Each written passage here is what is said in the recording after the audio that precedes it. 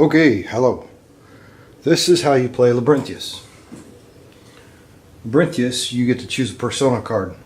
It's represented by here. It's really more of a tile than a card. Pretty heavy stock, pretty good. Around the outside of the card or the tile, you'll notice you have indications for chest, hand, ring, neck, and 2 item slots at the bottom. This is your inventory system. Whenever you get treasures from Labyrintheus, in order to equip them to use the bonus from them, you lay them like so. Let's find one. So this would be an Amulet of Fortune. So what we do is we would equip it in the slot that it says. So under here it has the name for the Amulet of Fortune. Then it has the inventory slot. This would be neck. So then we would equip it like so under our neck slot, so it's equipped now. So if we wanted to, if we needed to use the bonus from it or the ability, we can simply state that we're going to use its ability, discard it, and then we can use the ability. I'm going to go through and kind of show you how to play. So let's get started. Other items on the persona card is the shield, which signifies your base defense. The blood drop, that signifies your hit points. A note here that you cannot go above your maximum hit points. If at any time you get to 0, you die. Right now on the playtests we have these little icons, little plastic gems that we use to signifying health points. Some people like to put all of them on the persona card, and whenever they take a damage they take 1 away, leaving the hit points that remain. Other people like to leave the persona card empty, and whenever they take a point of damage they place it on the persona card. In the base game that you get, we will have little blood splatter tokens that'll be made out of card stock, the same cards, like game board material that the persona cards are made of. These tokens will be made out of that material. But for all our play tests and everything else, we're using just these plastic pieces. The other things on here, up here it says Elven Marksman. This will actually, in the final production set, this will be replaced with the character's actual name that's in the world of Elon. Right now it's just his race and class for scientific reasons. At the bottom of the card is a special ability for that persona. Here you see the persona has 2 abilities actually for the Elven Marksman. It does not discard ranged weapons, plus he gets a bonus of +1 to combat with a ranged weapon. In the base set that you'll get, he'll only have 1 ability, which will be the +1 combat with ranged. In the game we used to have items that were static, which means you did not discard them, and we'll talk about that more later. That came into play this, and there was some balance issues between this class and some of the other classes, so we did away with ranged and came up with a new mechanic called hardness, and we'll go over that as well a little later. But for the Elven Marksman, he will have the 1 ability, which is a +1 combat when using ranged weapons. Each persona comes with a set of encounter cards and a set of treasure cards. This, for instance, is a treasure card. You can tell by the back of the card with a T in the center for treasure. This here is an actual health potion. There are other cards that will come with it. Like this here is one-handed weapon. It's a hefty stein. This comes with the drunken dwarf persona. And some of them, if you don't mind black and white, this is a prototype set, so I apologize. This is a Elven Bow of Might if you'll notice down here in the bottom, it shows two-handed ranged. So this is a two-handed weapon. The way to handle two-handed weapons, just pick left or the right hand you want to equip and just equip it. While it's equipped, you cannot equip anything in the right hand. Some people will try to equip it and just say they're not going to use it, but for sake of balance reasons, you can't have anything equipped in your offhand. You do notice that this is a hardness 3 weapon. This gives it +3 to combat. In order to use an ability or bonus from a card, let's say perhaps we have this item here, which is just a short bow. You'll notice the text says discard to gain +2 combat. So we have this equipped. We roll our dice to determine combat, which we'll go over more later. We find out that we are short by 2 points. We can discard this card and we can get those 2 points that we need to defeat the monster. Everything inside of Labyrintheus is magical in nature, so the items that you find inside Labyrintheus are really just a one-time use. If you use it, they pretty much disintegrate, except for the weapons that have the hardness rule applied to them. Every time you use a weapon with hardness, instead of discarding it to get its bonus, you place a wound token on the card. Every time you use it, you place another wound token on the card. So right now, the Elven Bow of Might has 2 wound tokens on it. It's a hardness 3, so the next time we use it, right now, it will actually disintegrate from our hand, which means it goes back into the discard pile. Now there is some talk, and it could be a house rule if you'd like to use it, that whenever a hardness weapon is used up, it's actually destroyed, which means it's removed from the game. In the base set, however, it's not. It's simply put back into the discard pile. But feel free to use any type of house rules you use with the system in the game to take that out. Sometimes we do that to make it just a little more tougher because later on, those weapons become very handy. In fact, sometimes we'll find ourselves not using them early on, kind of soaking up some of the damage just so that we have them later when the encounter deck levels up. And of course, I'll talk about that here in a little bit as well. So that's enough about our persona card and different items that we can get.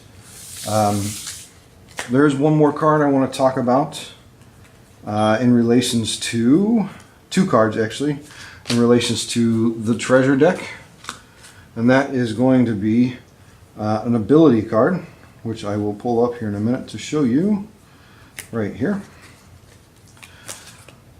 Here is an ability card. For instance, this is the Dwarven ability, which you can signify by the persona's icon on the lower right hand corner of the card. This is the ability Chug Chug Chug, and you'll notice it is an ability. Ability cards can be played at any point in time during any player's turn. There will be some ability cards that can affect monsters, some ability cards that can affect other players, and like this ability card can affect you. This one in particular gives you +2 combat this round, but next round you add a -1 combat. Usually with these, what we like to do is as soon as we cast it, we just kind of put it by our play area so that we remember next round we're at a -1. And then after that round is over, we put it back in the treasure card discard pile. The second card I wanted to look at is a special card, and it's not only a special card in the game, but it's also a special card in the world that the game is based off of, and this is what's called the Chaos Orb. Looking at it, it may look more like a Chaos Cube, but that all adds to the chaos factor of the Chaos Orb. You'll notice that it comes on the elf set. That's the elf icon here on the bottom. It is an item, so it's equipable in order for you to use it. This is actually a 2-use item. And this text down here may be too small to see on the camera, but I'll read it for you. On equip, on this iteration of it, you force the last player to take another turn. On a discard, force the last player to take another turn. In a 2-player game, that's what it does. It forces the last player to do its turn. So what you'll do is during the rounds you have 3 phases to your round. You have the prep, the encounter, and the cleanup. Usually the best time to play this, unless you have some other cards that you're trying to build some combos with, is usually during your prep phase. So the last person will do what they do, and then you'll play this on your prep phase, force them to do their over again. In a 4-player game, the Chaos Orb does something extra. In the 4-player game, the Chaos Orb actually changes the course of the game. Typically, when you start the game, you roll your dice, figure out who goes first, and then the player rounds goes to the player to your left. Thinking for that was in our old role-playing group, the de facto standard is when you're in a dungeon, you don't know where to go, you always choose left. The Chaos Orb will reverse the direction of play as well. So what will happen is on my setup phase, I'll equip the Chaos Orb, which means the person who just went goes again. And then it reverses the order. So I actually go last in that round. What I can do is when it comes back to me on my setup phase, I can discard it as well to force the direction back around again. Essentially making me skip 2 turns, which you'll find in this game, skipping a turn really is not a bad thing. After all, the point of Labyrintheus is to be the last person to survive. So skipping around is actually kind of good for you. So that's the Chaos Orb. One other thing I was going to talk about was each Persona deck you get comes with a set of treasure cards and encounter cards. Each treasure card is a unique treasure card. There may be a couple mechanics that may be the same, but the artwork is going to be different. The item itself is going to be different. There may be a dagger that's a +1 to combat, but then there also may be a ring that's a +1 to combat. There are 2 rings that are in the base set right now, which is the Ring of Power, which gives you a +1 to combat, and the Ring of Walls, which gives you a +1 to defense. Also, the encounter deck, and we'll look at the encounter deck now. The encounter deck has the same thing. Each persona comes with their own encounter deck. The encounters are based off of that persona's home world in the world of Elan. So the Elven Ranger is from the Force to the west.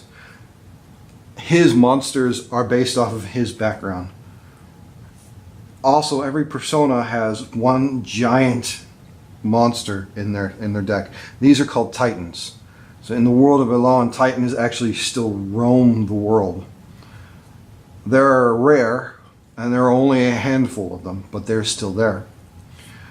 For the Elven Marksman, I believe the Titan for him is the Woodland Elemental. And when you see him, he's a beast. He's very hard to hit, and he does a decent amount of damage, especially when the encounter is leveled up. So let's talk about the encounter cards. You'll notice the encounter cards have a different back than what the treasure cards do. They have an E on it in the center. Some of them can be as simple as treasure chests. Like this treasure chest right here, you draw 1 treasure card. There's another one that draws 2 treasure cards. You can have traps. This trap here is a particularly vicious trap. This is the hidden portal trap, and you'll notice it's called trap there at the bottom. If you see in the upper right hand corner, you have 2 icons. The top icon is a fist. That's the damage. So this does 1 point of damage if you fail the check. The second icon here, the diamond, is the skill check. This is a prototype, obviously. So the number here is offset to the right some. In the final production, the numbers will be centered, make it easier to see. This is a skill check of 4. So if you fail a skill check, you take the damage from the trap. But this one has a special ability as well. If you skill check fail, draw a second encounter card. That signifies that you've fallen through a hidden portal into another encounter. Could be another monster, could be another trap, and you could be on top of a treasure chest. You just don't know. Now, to figure out whether or not you pass your skill check, it's pretty simple. This is a skill check 4. I take my combat skill check dice and I roll it. If I roll a 4 or higher, I succeed and I don't take the damage.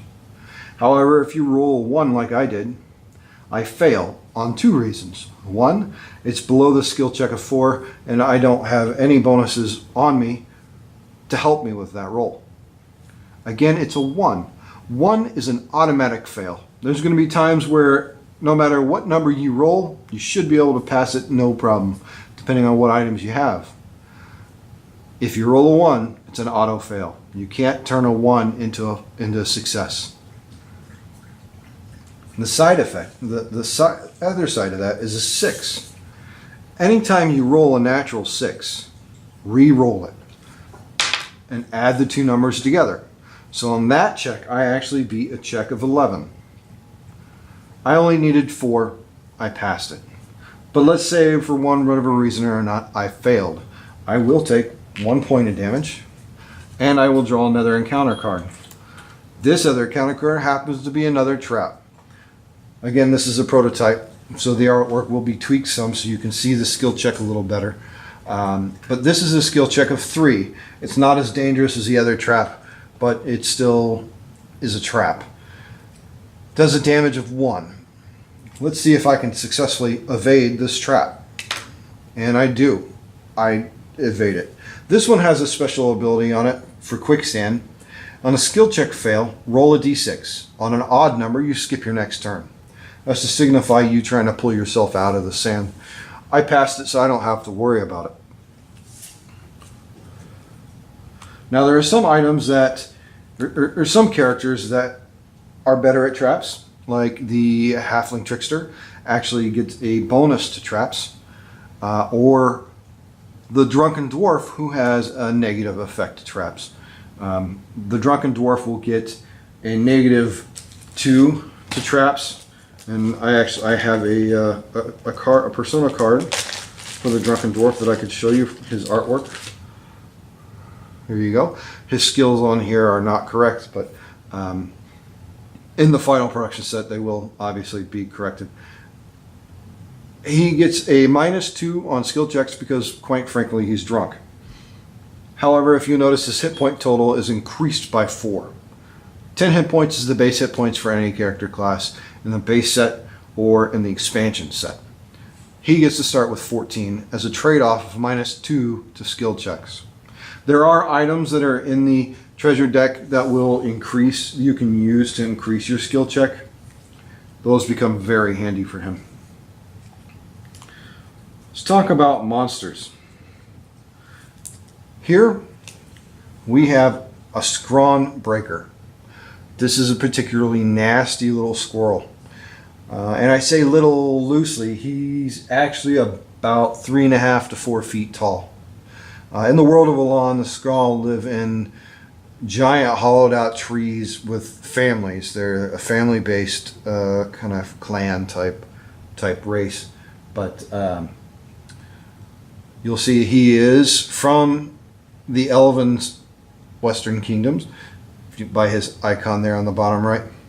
You see he is a monster and his name is a Scrawn Breaker. Same damage icon at the top. You'll see here he's got a damage indicator of 2.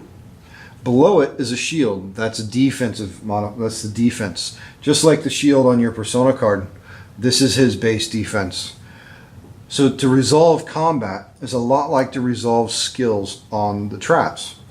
You take your combat skill die, you roll it.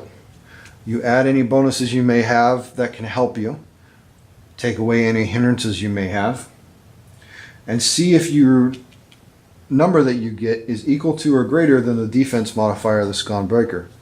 Unfortunately, it's not. I rolled a 2. I don't have anything to beef me up. I lose this combat, so I take 2 points of damage. He also has an ability underneath. It says on combat loss, destroy a random equipped treasure card. Now the key word here is equipped. So say if I had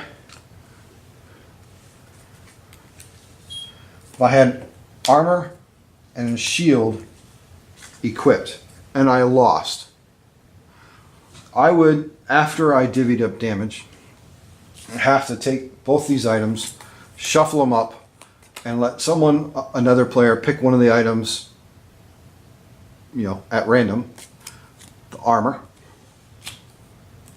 And this, because he's a breaker, and it says destroy, this gets taken completely out of the game, not to be used anymore.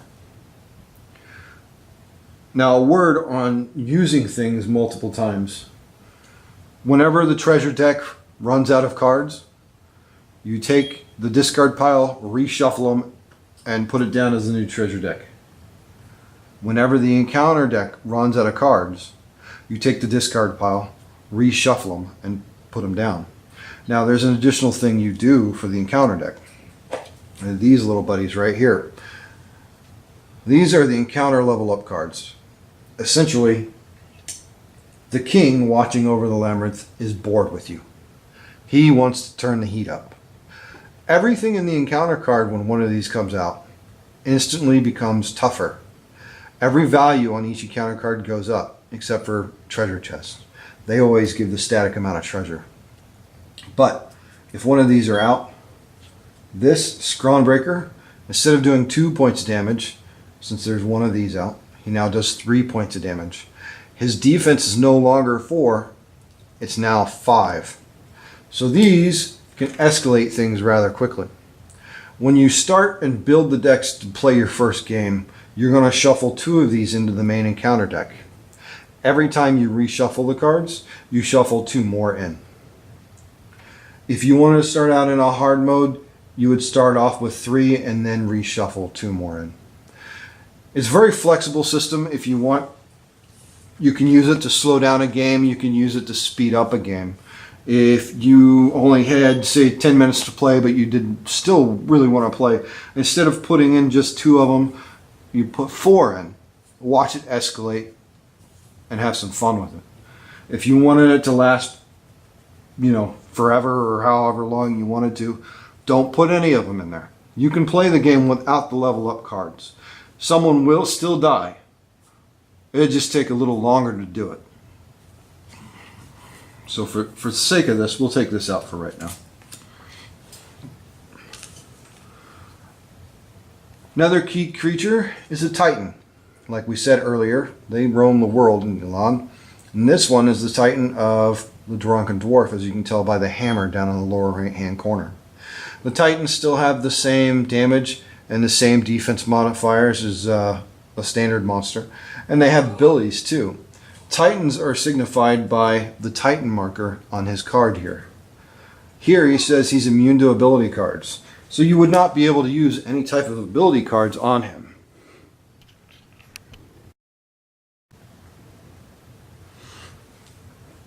Okay, sorry for the interruption there.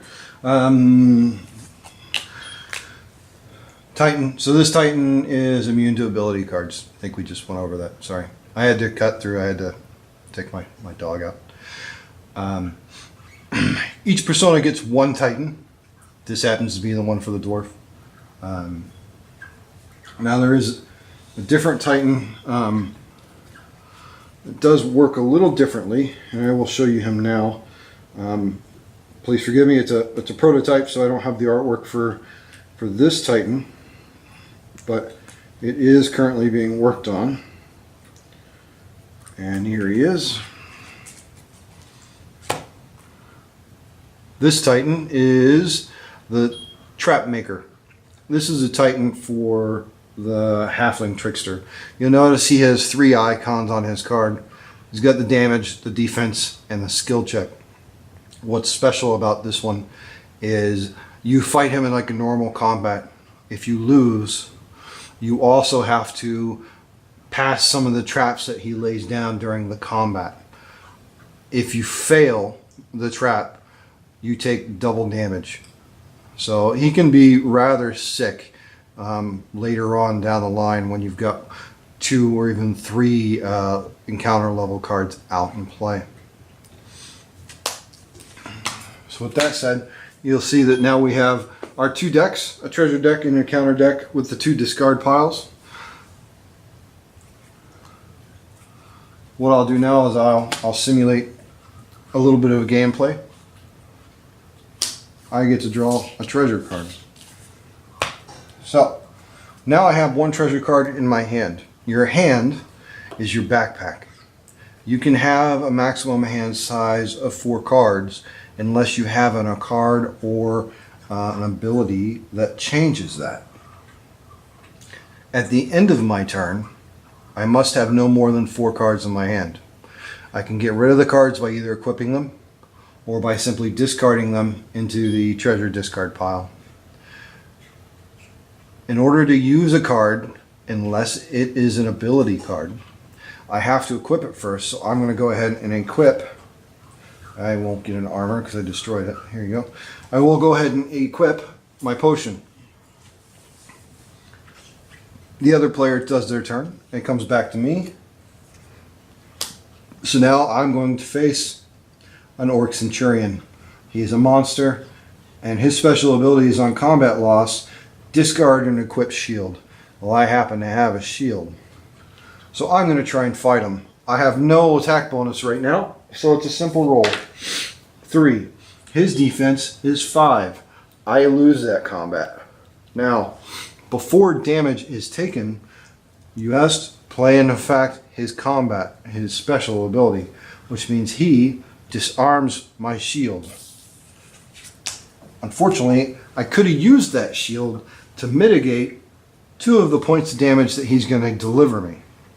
But since he disarmed my shield before damage is applied, I take the full brunt of his force, which is going to be 2 damage. Now the way you work with defense, say if I still had my armor equipped, the leaf armor. On here it says discard to gain 1 defense. What I can do is I can discard it and I can mitigate his 2 points of damage by 1. Leaving me with only taking 1 point of damage. However, I didn't have this because the Scone Breaker broke this and it's out of the game. I still took his 2 points of damage. Key thing to remember, defense does not work on traps. Defense is for combat only. Traps, unless you have some special ability that will negate damage from traps, you'll take the full amount of damage from it. The only real way to get around it is to avoid the trap altogether. So keep that in mind. Defense is for combat, not for traps. Also, whenever you defeat a monster, let's say I defeated the Orc Centurion. Let's say I just smited him down and to a bloody pulp. Because I defeated him, I get to draw a treasure card. I like that. Now, keep in mind, your round, you have 3 phases to it. You have your prep phase, which means you can equip any items out of your backpack that you want to equip, quaff any potions that you have equipped that you want to quaff. You can equip multiple things, you can quaff multiple things. It doesn't really matter the order unless there's something on the card that says it must be played first, or if this has been played, you can play this for an additional bonus. Other than that, it doesn't matter the order that you do it, as long as it's still in your prep phase. Then you come to your encounter phase, which is started by flipping over the first encounter card, or the top encounter card. During an encounter phase, you cannot equip, unequip, or drink any potions. So you cannot use potions to mitigate damage during the encounter phase because you cannot drink potions during the encounter. After the encounter phase is done, then comes your cleanup phase. The cleanup phase, you can equip any items that you can physically equip. You can de-equip them by discarding the item. Now this is a key thing to note. When you de-equip an item, you can't put it back in your backpack. You essentially drop it to the ground, which means you discard it into the discard pile for the treasure cards. You can quaff any potions, drink any potions. Quaff and drink's the same thing, but you can drink any potions or equip any potions that you like in your cleanup phase. Okay? Those are the 3 phases. And I'm trying to think if there's anything else to go over. I think that's about it. There may be some cards. There is going to be a card in the expansion that will let you look through a discard pile. There is a card in this base set. It is the Dagger Scrying that will let you look at the top 2 cards of the encounter deck and put them back in any order you wish. That can only be used during a prep. Well, no, that can be used in any of the 3 phases, because whenever you do use that ability, it gives you a +1 to combat. So whenever you burn, we like to call it burning the item. Whenever you burn the item, for the bonus, you'll also have that added effect of being able to kind of play the deck. I like to go ahead and just do it during my setup phase, so that I can stack the deck for my encounter phase. And then I have that +1 on there, whether I use it or not. At least I still get to stack the deck. This game is 2 to 4 player. You can play up to 6 or 8 if you like. We marked it for between 30 to 45 minutes. Once you have the rules down and you've got a good clip of playing it, the games can go anywhere from 20 to 40 minutes. 2-player game is pretty fun. The 4-player game is pretty fun. We really enjoy it. I hope you enjoy it as well. We have the first expansion. Well, we have several expansions in mind. We have the first expansion that we already started playtesting several weeks ago. The 2 personas that come in that expansion is the Half-Dragon Paladin and the Druid, the Halfling Druid. The Halfling Druid's kind of neat because it has a mechanic for shape changing and shape shifting. The Half-Dragon Paladin gets a defensive buff because, well, it's a paladin. But he also gets almost like a heal ability, in a way, powered by his god. The next expansion after that, not exactly sure what we're going to put in it.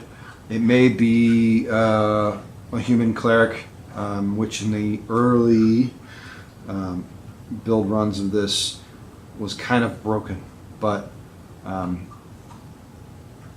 we're still trying to tinker with him a little bit. But anyway, this is Labyrintheus. This is how you play Labyrintheus.